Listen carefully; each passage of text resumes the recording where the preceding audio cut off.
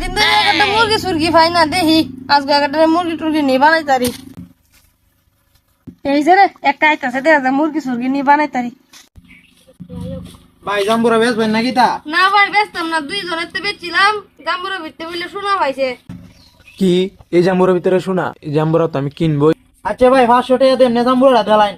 না ভাই জাম্বুরাটা বেচতাম না, এটা আমি দেখবাম কাটতে। হ্যাঁ শোনারও না ভাই নি। দিতেন না?